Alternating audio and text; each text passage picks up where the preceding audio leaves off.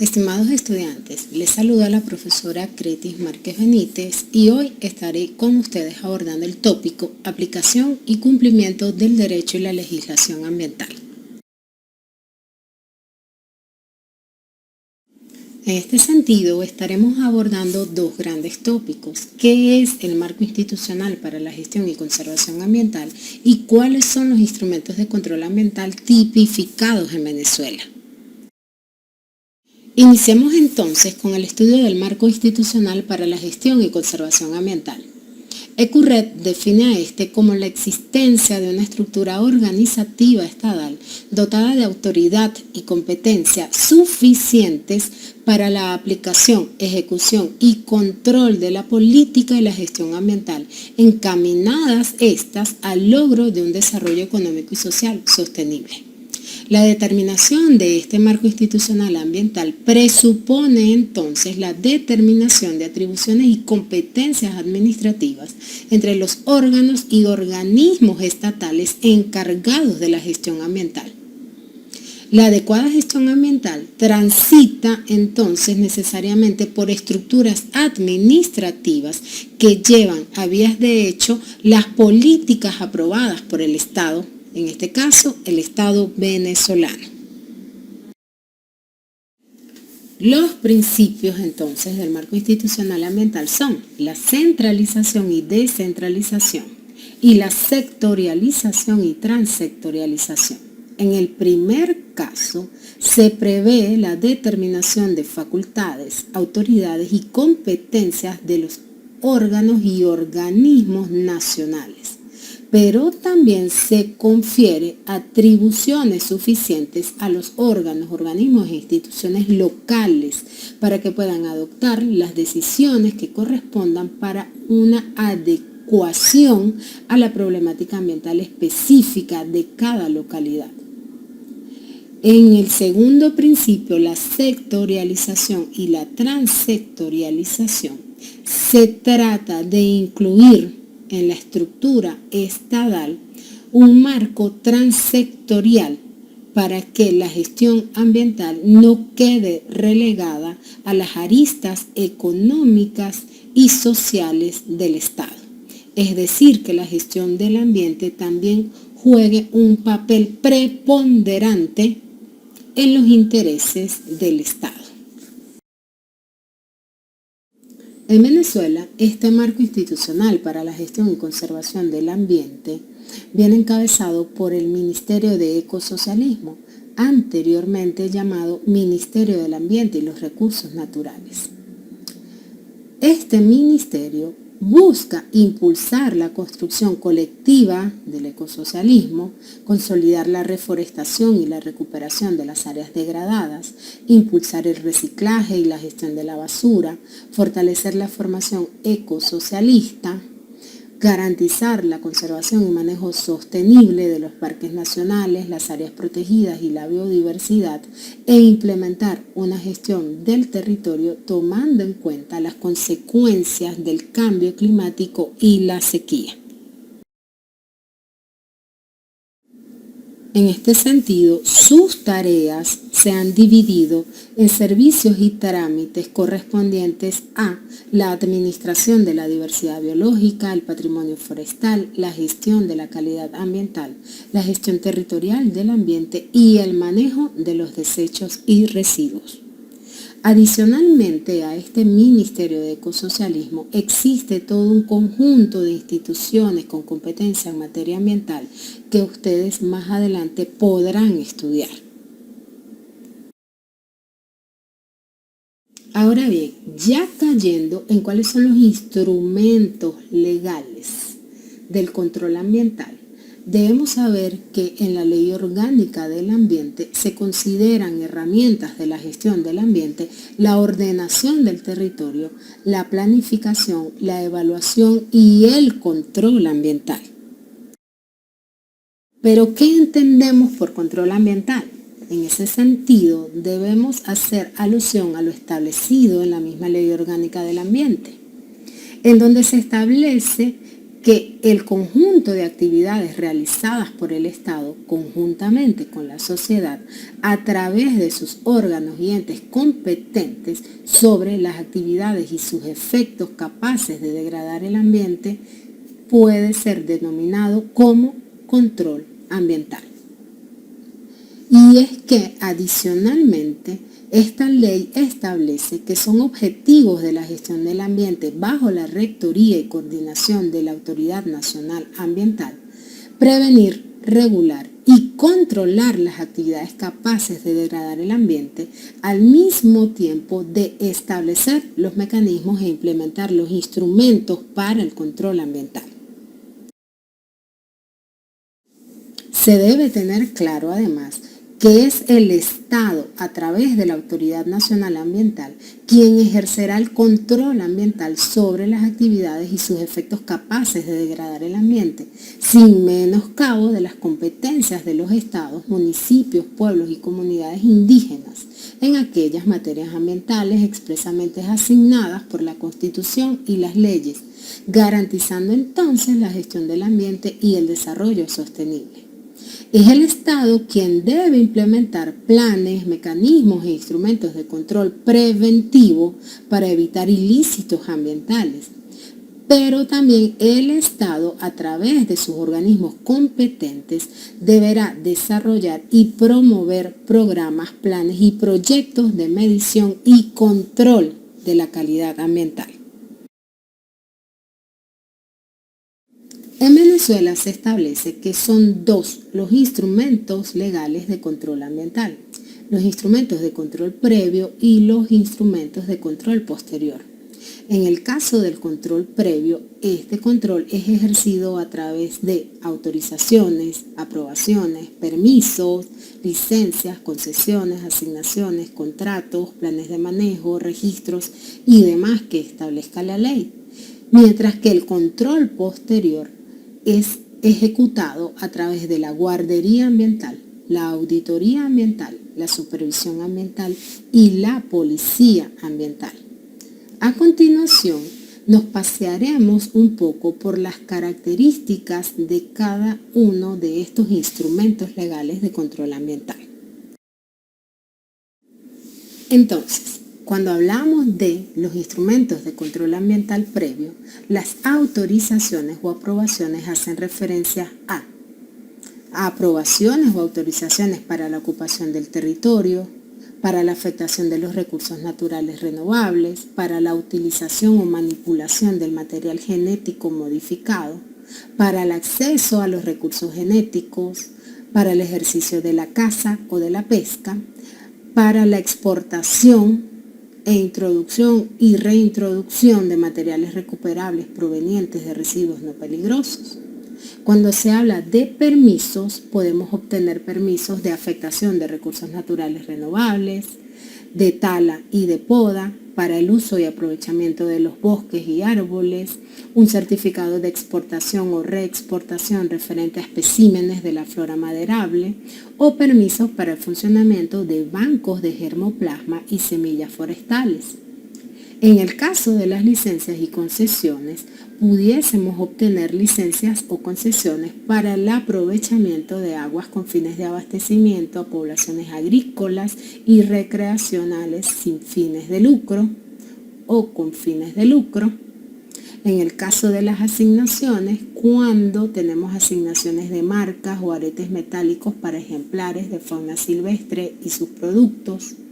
Pudiésemos también celebrar contratos para la autorización para la importación y exportación de sustancias agotadoras de la capa de ozono o la importación de sustancias químicas controladas. Pudiésemos tener además en los planes de manejo constancias de factibilidad ambiental y sanitaria de propuestas relacionadas con métodos y tecnologías para el manejo de materiales provenientes de desechos y residuos no peligrosos, o la aprobación de los planes de adecuación ambiental. Y por último, tenemos los registros.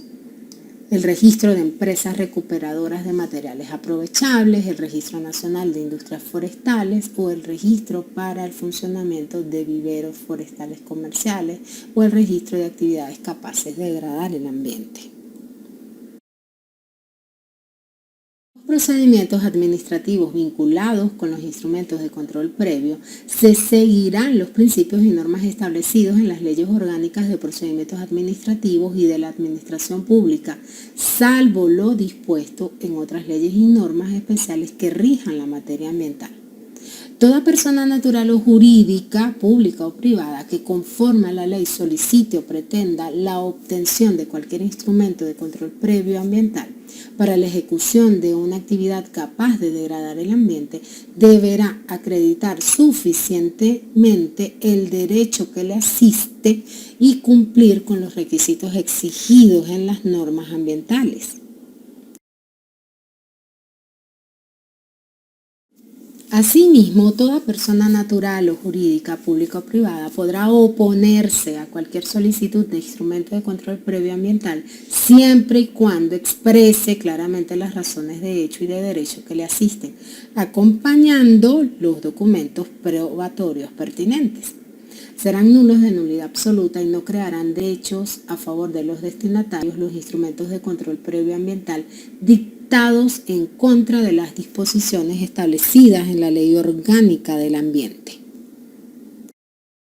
Ahora bien, todas las personas que ejecuten actividades capaces de degradar el ambiente podrán solicitar por ante la Autoridad Nacional Ambiental constancias de cumplimiento o de desempeño ambiental mediante las cuales se verifique el cumplimiento de la normativa ambiental en general y de las condiciones impuestas en los instrumentos de control previo. Las garantías ambientales no quedarán liberadas hasta tanto se verifique el cabal cumplimiento y la efectividad de las medidas ambientales con el otorgamiento de la constancia ambiental. Y en las pólizas y documentos de garantías respectivos se establecerán como condición estas exigencias. Un ejemplo que aplica para la materialización de estos artículos 94 y 95 serían las fianzas ambientales que son tramitadas una vez que el Ministerio de Ecosocialismo aprueba el estudio de impacto ambiental a través de una acreditación técnica del estudio de impacto ambiental o una aprobación de la afectación de los recursos naturales renovables. En ese momento, el Ministerio afianza el monto total de las medidas de control ambiental que fueron propuestas en el estudio de impacto ambiental. Posteriormente, con los informes de supervisión ambiental o de auditoría ambiental, los promotores del proyecto demuestran que las medidas de control ambiental fueron ejecutadas y están trabajando con la efectividad y la eficacia con las que fueron diseñadas. Una vez demostrado esto, el Ministerio procedería a la liberación de las garantías ambientales o de la fianza ambiental que fue circunscrita por el promotor del proyecto. Pero ¿por qué deberíamos demostrar que nuestras actuaciones son cónsonas a los paradigmas de gestión y conservación ambiental? Allí debemos hacer alusión a la corresponsabilidad en la gestión del ambiente. Y es que quienes ejecuten las actividades capaces de degradar el ambiente serán corresponsables en la gestión del ambiente de acuerdo con el tipo de actividad y efectos derivados de la misma, basada en la normativa ambiental y en los instrumentos de control ambiental previo. Recordemos que esta corresponsabilidad en la gestión del ambiente es el primer principio de la gestión ambiental establecido en esta ley orgánica. La corresponsabilidad en la gestión del ambiente se cumpliría entonces mediante supervisores ambientales, las auditorías ambientales, equipos adecuados, sistemas de monitoreo ambiental, personal capacitado, los mecanismos de prevención y contingencia y cualquier otra por iniciativa propia o de acuerdo con la normativa ambiental el promotor del proyecto haga bien de aplicar. Rememorando entonces los instrumentos de control ambiental posterior son 4. La guardería ambiental, la auditoría ambiental, la supervisión ambiental y la policía ambiental. Estudiemos muy genéricamente el primer instrumento, la guardería ambiental. La guardería ambiental se corresponde a la actividad tendiente a la prevención, vigilancia, examen, control, fiscalización, saneación y represión de las acciones u omisiones que directa o indirectamente sean susceptibles de degradar el ambiente y los recursos naturales renovables. Esto está así especificado desde 1991 en el Reglamento sobre Guardería Ambiental en Venezuela. Este servicio de guardería ambiental se ejercerá entonces a través de los funcionarios de los ministerios con competencia ambiental y los recursos naturales, ministerios de Agricultura y Cría, Sanidad y Asistencia Social, Energía y Minas, Transporte y Comunicaciones, Relaciones Interiores y del Ministerio Público, pero también a través de las Fuerzas Armadas de Cooperación, las policías metropolitanas, estadales y municipales, los cuerpos de bomberos, capitanías de puertos y defensa, organismos encargados de la administración de las áreas bajo régimen de administración especial, las autoridades únicas de áreas y demás organismos de la administración pública a los cuales las leyes y los reglamentos les atribuyan funciones de guardería ambiental, y las gobernaciones y los consejos municipales, o en este caso ya alcaldías, en el ámbito de su competencia territorial de acuerdo a las leyes y ordenanzas respectivas. Son órganos auxiliares del servicio de guardería ambiental, las asociaciones de vecinos y ya hoy en día llamados los consejos comunales, las juntas para la conservación, defensa y mejoramiento del ambiente, los comités locales conservacionistas, las ligas contra incendios, los vigilantes voluntarios del ambiente designados por el ministerio y los demás órganos y asociaciones de participación ciudadana debidamente constituidas conforme a la ley.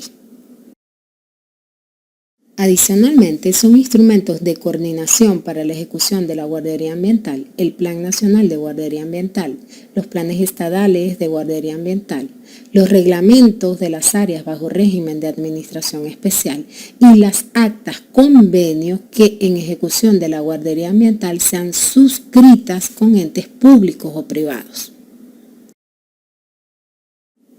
Por último, debemos conocer en este instrumento de control posterior que la guardería que ejerce la Fuerza Armada Nacional a través del componente Guardia Nacional es realizada en calidad de órgano de policía administrativa especial. Quiere decir que esa sería la policía ambiental que está consagrada como un instrumento de control ambiental posterior.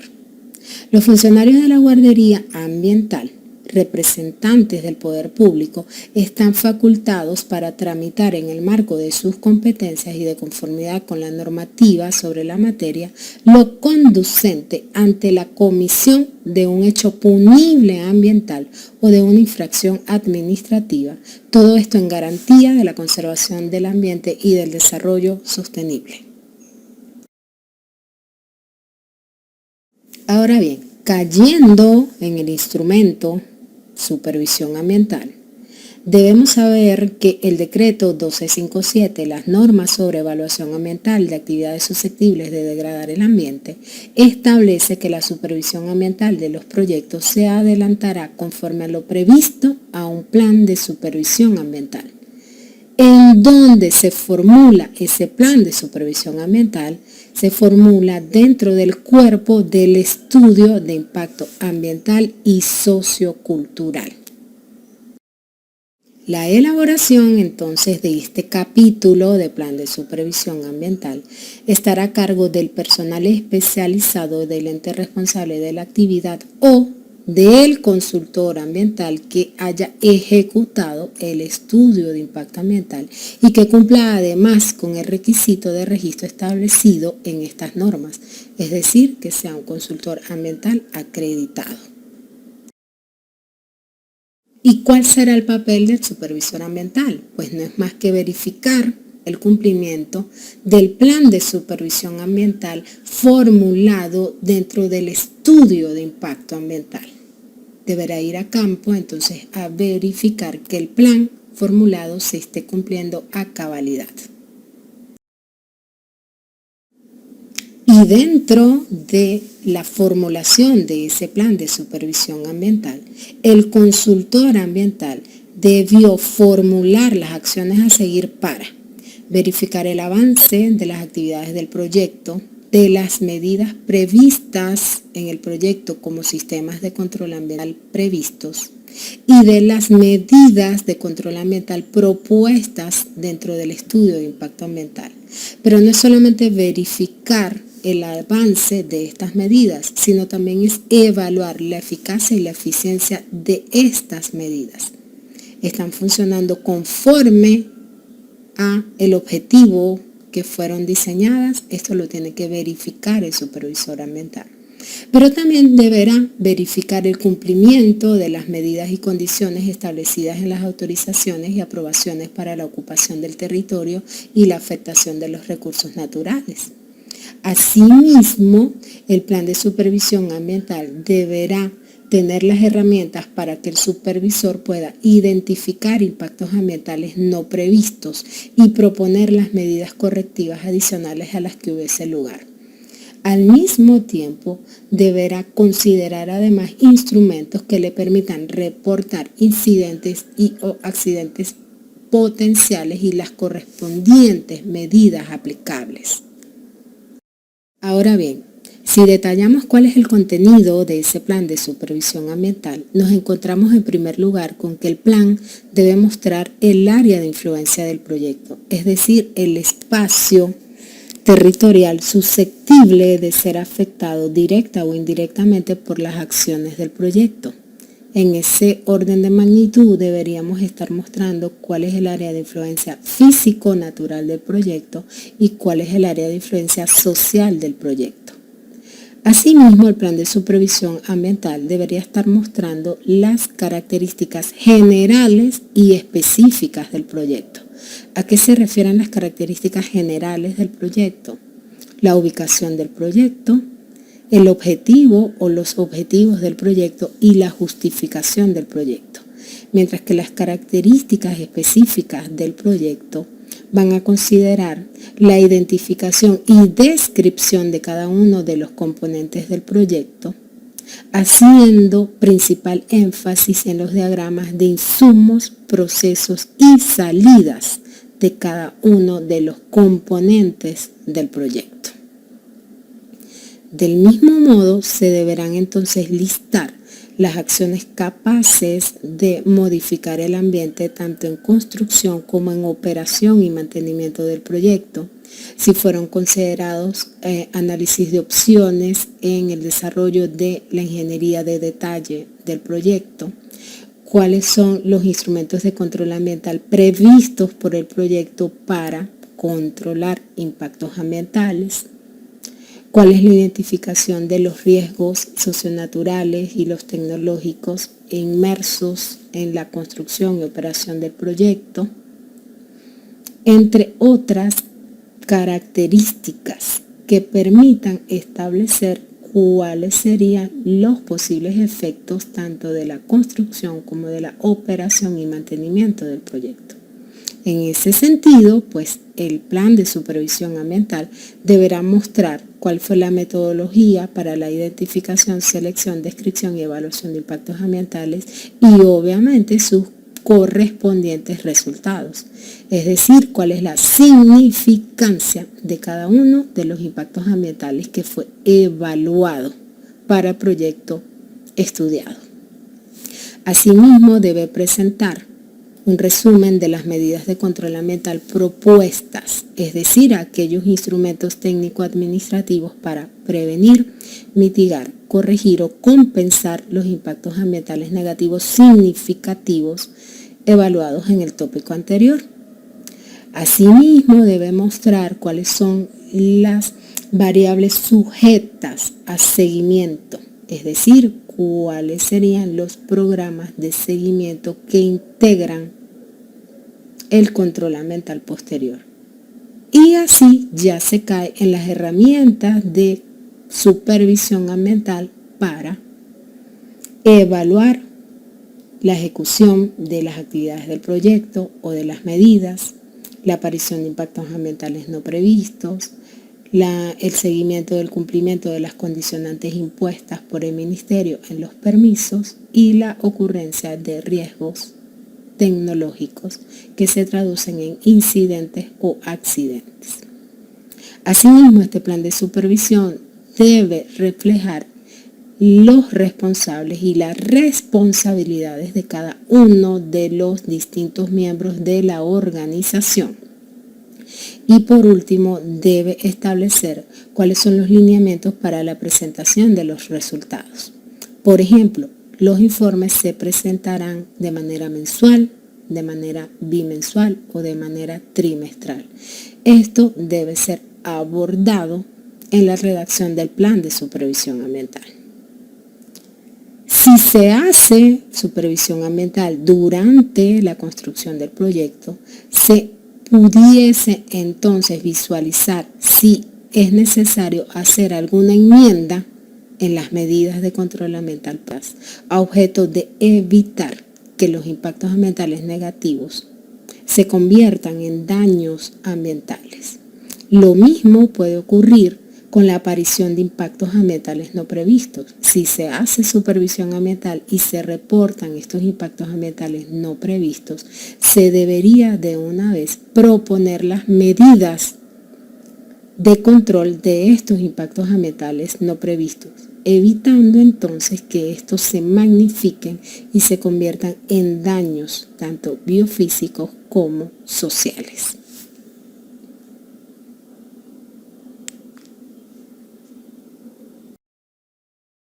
Ahora bien, cuando hablamos de la auditoría ambiental como un instrumento de control posterior, debemos tener claro su concepto, un proceso sistemático, independiente y documentado para obtener evidencias de la auditoría y evaluarlas de manera objetiva con el fin de determinar la extensión en el que se cumplen los criterios de la auditoría. Palabras más, palabras menos, la auditoría es un examen por parte de personas neutrales del cumplimiento de una determinada norma o procedimiento.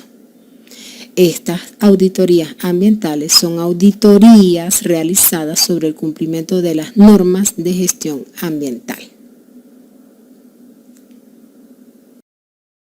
Si prestaron detalle en la lámina donde se especificaban cuáles eran los instrumentos de control ambiental previo y de control ambiental posterior, en el caso de la auditoría ambiental, se mostraba una flecha en la que se indicaba que el programa de seguimiento es el principal insumo de la auditoría ambiental. ¿Y qué será ese programa de seguimiento? Pues un programa de mediciones para determinar la aparición de cambios en el ambiente atribuibles a la ejecución y operación de un proyecto y para verificar el cumplimiento de los parámetros de calidad ambiental establecidos en la normativa legal. Quiere decir entonces que no es más que un conjunto de mediciones sobre las variables ambientales impactadas de manera directa por las acciones del proyecto y que sirve para determinar si la calidad de esas variables ambientales cumple o no con una norma específica. Quiere decir entonces que para la realización de una auditoría ambiental se necesitan los resultados de los programas de seguimiento que son diseñados dentro del estudio de impacto ambiental. Es decir, en el estudio de impacto ambiental se visualizan cuáles son las variables ambientales susceptibles de ser afectadas de manera directa por las acciones del proyecto y que sufrirían cambios en su calidad ambiental. Se identifican, pero además se proponen cuáles son las actividades para hacer seguimiento y medición a los cambios de esta calidad ambiental. Por eso es tan importante la calidad de los estudios de impacto ambiental. Fíjense que una cosa es el programa de seguimiento dentro del estudio de impacto ambiental, que va a dar pie a la ejecución de las auditorías ambientales, y otra cosa muy distinta es el capítulo de la supervisión ambiental que ya estudiamos. Cabe la interrogante, ¿el auditor ambiental y el supervisor ambiental serán lo mismo? No, señores, no son lo mismo, porque los alcances de estos dos instrumentos de control ambiental posterior son completamente distintos. En este caso, el auditor ambiental deberá verificar el cumplimiento de las disposiciones establecidas en las normas ambientales y en los instrumentos de control previo y propondrá las medidas de adecuación a las que hubiese lugar. Imagínense entonces que un auditor ambiental auditará la operación de una planta de tratamiento de aguas residuales. Buscará entonces los resultados de los monitoreos o de los seguimientos de la calidad de los efluentes de esas aguas residuales y los contrastará con los límites máximos permisibles en el decreto 883. Si los parámetros cumplen con los límites máximos permisibles, el auditor expresará una conformidad, es decir, está conforme a lo establecido en la norma. Si por el contrario los parámetros exceden el límite máximo permisible en el 883, el auditor expresará una no conformidad, no cumple con los límites máximos establecidos por la norma. Y en ese no cumplimiento deberá adicionalmente proponer la medida de adecuación a la que hubiese lugar, es decir, proponer las medidas o las actividades de adecuación que deberán ejecutarse a la planta de tratamiento para que sus efluentes salgan respetando el límite máximo permisible en el decreto 883. Entonces, ¿cuál será el alcance de la auditoría ambiental? Pues establecer un proceso sistemático, independiente y documentado para obtener evidencia objetiva y evaluarla para determinar en qué medida se cumplen los requisitos del sistema de gestión ambiental de una organización. ¿Y qué es una organización? Pues es una persona o un grupo de personas que tienen sus propias funciones en responsabilidades, autoridades y relaciones para el logro de sus objetivos ambientales. La ejecución de una auditoría ambiental implica entonces la proposición y desarrollo de un programa de auditoría y de unas actividades de auditoría. Este programa de auditoría incluye información y recursos para permitir que la auditoría se realice de manera efectiva y eficiente dentro de los plazos especificados. ¿Y cuáles serán los objetivos del mismo? Pues evaluar la capacidad del auditado para determinar su contexto, determinar si las actividades del sistema de gestión ambiental se están llevando adecuadamente y si sus resultados cumplen con lo planificado, verificar el cumplimiento de los requisitos obligatorios, es decir, de los requisitos establecidos en una norma y de los voluntarios suscritos por la organización, buscar desviaciones entre lo ejecutado y lo planificado, identificar riesgos y oportunidades para el desempeño ambiental de la organización e identificar acciones oportunas para abordar estos riesgos, reportar hallazgos que permitan adecuar o mejorar el sistema de gestión ambiental y evaluar las competencias de los responsables, no solo del proceso de auditoría, sino de la gestión ambiental en la organización.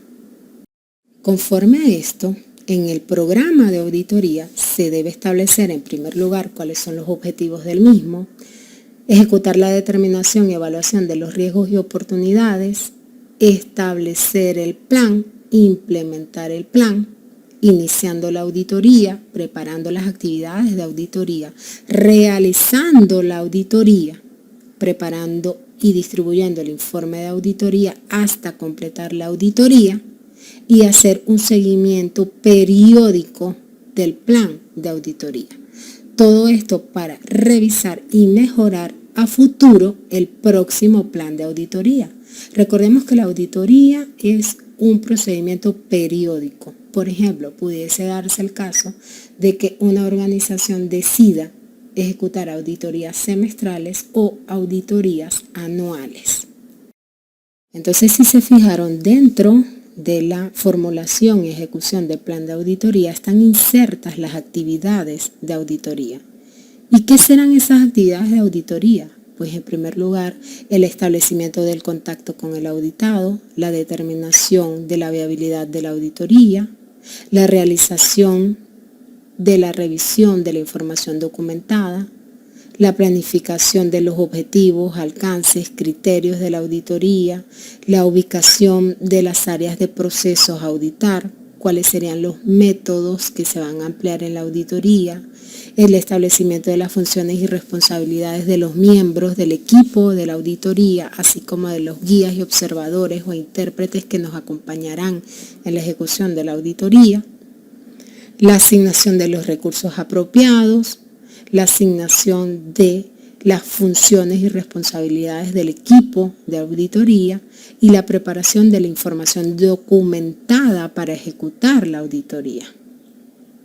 En este sentido, pues se deben asignar los roles y responsabilidades de los guías y observadores, se debe dar partida a la auditoría a través de una reunión de apertura, se deben establecer cuáles son los mecanismos de comunicación durante la auditoría, cómo se tendrá acceso y disponibilidad a la información de la auditoría, cómo se ejecutará la revisión de la información documentada durante la auditoría y cómo se recopilará y verificará la información en la auditoría.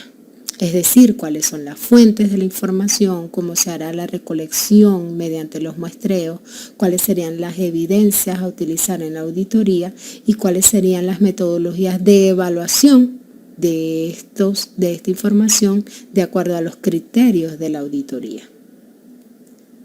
Asimismo, se debe dejar claro cuál es la forma en la que se va a reportar la generación de los hallazgos de la auditoría, cómo también se van a establecer las conclusiones de la auditoría, cuál será la metodología a seguir para la reunión de clausura de la metodología, el contenido de las conclusiones y la preparación y distribución del informe de la auditoría. Una vez que esto sea presentado, pues la revisión de la organización se hará por parte de la dirección de la misma. Entonces fíjense que una cosa es el plan de auditoría y otra cosa es el conjunto de actividades de la auditoría. Se fijaron entonces que no es lo mismo la supervisión ambiental y la auditoría ambiental, y que no es lo mismo la supervisión ambiental que el programa de seguimiento que alimenta la auditoría ambiental. Dicho esto, recordemos también que la corresponsabilidad en la gestión ambiental puede materializarse a través de la ejecución de otra iniciativa voluntaria por parte de la organización. ¿Cuáles pueden ser estos mecanismos voluntarios de corresponsabilidad ambiental que integrarían los instrumentos de control ambiental posterior? Bueno, los sistemas de gestión de calidad, los sistemas de gestión ambiental, los sistemas de gestión de riesgos, los sistemas de gestión de seguridad y salud en el trabajo, los sistemas de gestión energética, los programas de responsabilidad social y cualquier otro mecanismo adoptado de manera voluntaria por la organización. Acá solamente voy a mencionar los sistemas de gestión ambiental.